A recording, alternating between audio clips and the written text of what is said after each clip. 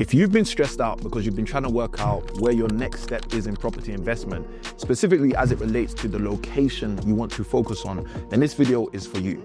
I've watched people literally stop themselves from starting their property investment journey. I've watched hundreds of people stop themselves from scaling in their property investment journey. And 9 times out of 10, a lot of that decision making is breaking down or boiling down to the fact that they just don't know where to invest. You see, the newspapers say this is the place, and then the media says that is the place, but the reality is, how do you know if it's actually the place for you?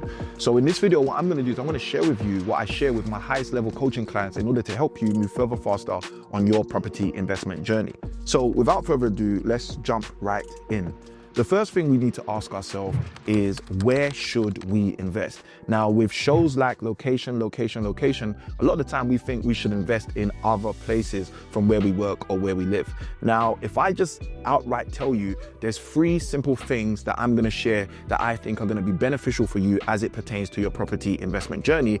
And you're gonna have to stick with me to the end, because some of these things you're gonna be saying, Samuel, they can't be correct. So to go deeper, one of the things I'm gonna ask you is a simple question. And the question is, in the last 12 months, in the area where you live or the area where you work, are you aware that there has been a couple that have decided to get divorced, okay? And you guys can let me know in the comments if you believe in the last 12 months, there's been a couple that you believe has maybe got divorced who used to live or who currently live in the area where you work or the area where you live. Now, if you're someone like many of my students who say to me, Samuel, of course, there must have been a couple that got divorced in the area where I work or the area where I live, then what you are saying to me is, Samuel, I believe in the area where I work or the area where I live, there has been a marital failure, okay? And guys, if I misspell anything throughout this, please forgive me. Yeah, it's not a spelling test. You don't need to know how to spell to make money well. So let's keep going deeper.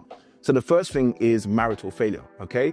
And I'm probably close to certain in the area where I live, which is the same area where I work, that there's been a couple that have got divorced in the last 12 months. I'm actually thinking of one right now from the gym that I go to and a conversation I had with someone at that gym. Now, let's go even further, okay? Second question, do you believe in the area where you work or the area where you live in the last 12 months, there's been someone who's needed to migrate, okay? Travel for work. So just to be super quick about this in terms of form of an example, let's say we have this gentleman, and let's call this gentleman Ben, and let's say Ben lives in Birmingham, and let's say Ben in Birmingham gets an opportunity to move from his current accountancy firm to move to a new accountancy firm, and the new accountancy firm is in Bangkok, okay?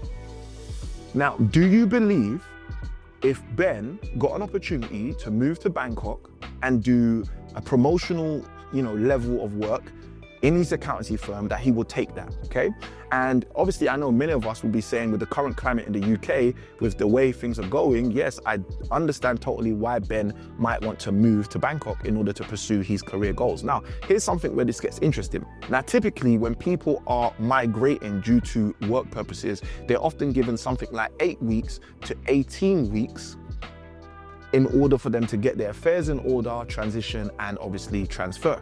Now, one of the things that's super interesting is, if you have any experience with estate agents, you will know that this period of time, the 8 weeks, definitely, and the 18 weeks in most cases, is not a period of time long enough for an estate agent, a conventional sales mechanism, to sell your home. And why is that? Well, this is kind of me chasing a rabbit, but I'll share it just so you guys have that additional value. The reason why that is because estate agents are not actually structured to sell properties with speed.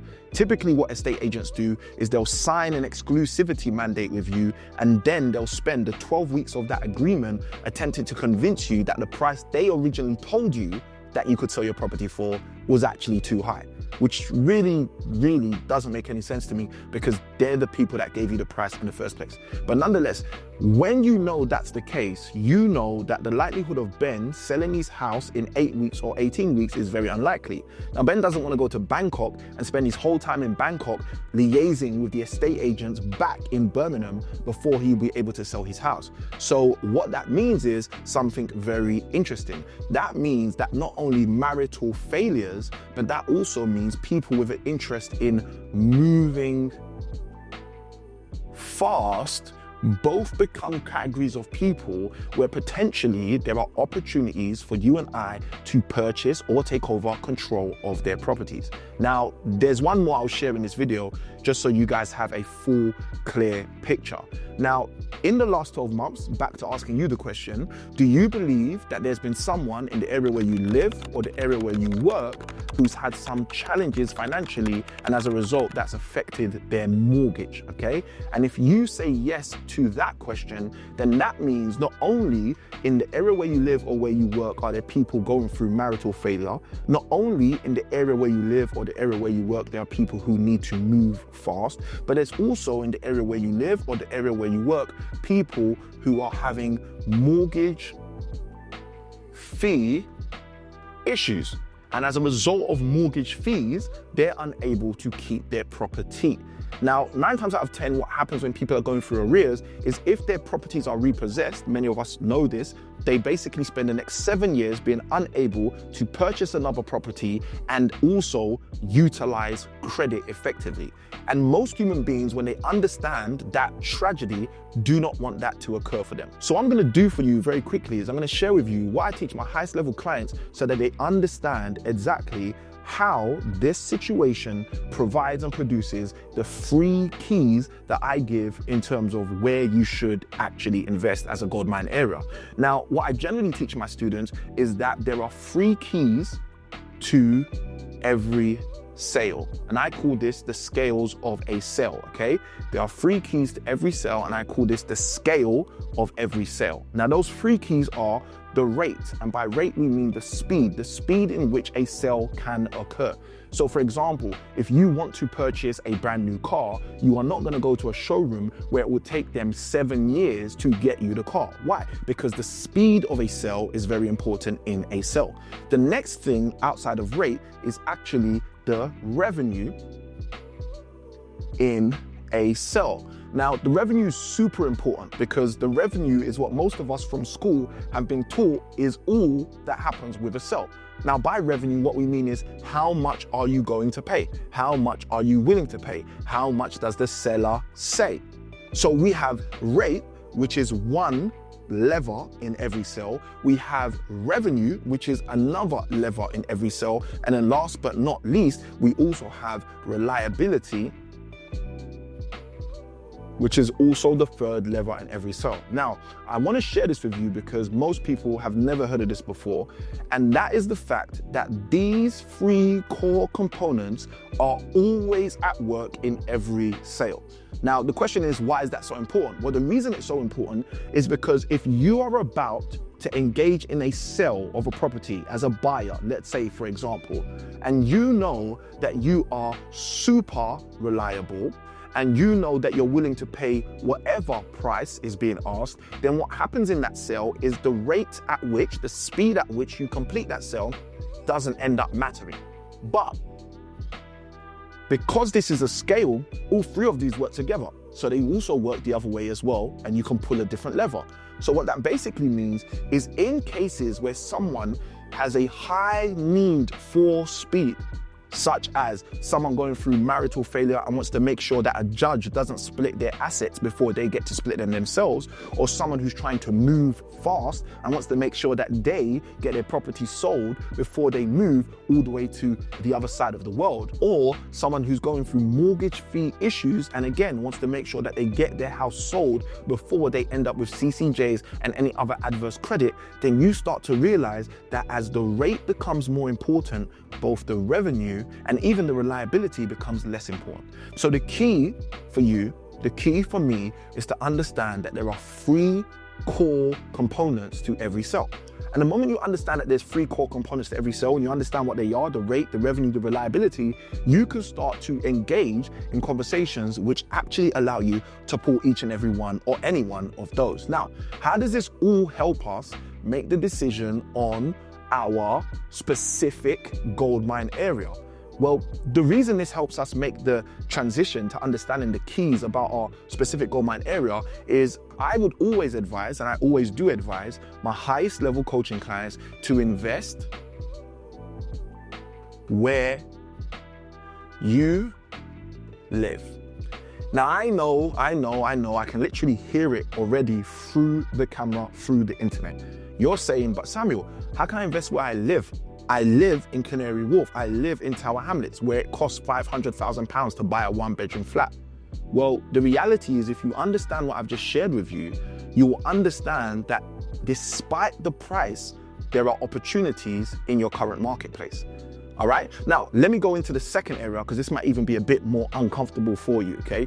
So the second area where I often advise my coaching clients and my students to invest, which gets them the results, is invest where you work. Now, I know, I can hear it even louder right now. What you're gonna be saying is, but Samuel, I work in central London and it costs £1 million to buy a 1-bedroom flat. Well, the reason why I always say to people, invest where you live or invest where you work, is first and foremost because you have a competitive advantage in those two areas. And one thing that my coaching clients are always telling me that I say too much is take advantage of your advantages. You see, you have an advantage. You know the roads, you know the alleys, you know the streets, you know the amenities, you know everything about your area by virtue of the fact that you've lived there, by virtue of the fact that you've worked there. And some of us, yes, unfortunately, spend more time at our places of work than we actually do at the places where we live. And this is why the second group of invest where you live is even relevant. But the third point I'm about to make is actually the real key why you should invest where you live and or invest where you work. And that third key is because there are deals everywhere. Now, because I've already shared with you 3 examples out of what are 9 examples of groupings of people that I serve and I teach my clients to serve, you are now aware of the fact that, Samuel, you're right, there are actually deals everywhere. There are people going through marital failure everywhere. There are people who are going to attempt to move fast everywhere. There are people who are going through mortgage fee issues everywhere. And by virtue of that, that means where you live, that means where you work, that means there are deals right there. So instead of driving 4 hours, 5 hours away in order for you to find your next property investment opportunity, why don't you start to look exactly where you live and where you work? And for those of you who are saying, but Samuel, here's the thing, even if I found a great deal in the area where I work or the area where I live, how will I be able to buy it if you don't have the money? And if that's something you're genuinely asking yourself, then what I want to invite you to do is go and watch this video right here, where I basically break down how you can get properties for peanuts. And with that being said, it's Samuel Ikhinwmin. I'm signing out. Good day, God bless, and remember that it's small keys like these that open up big doors.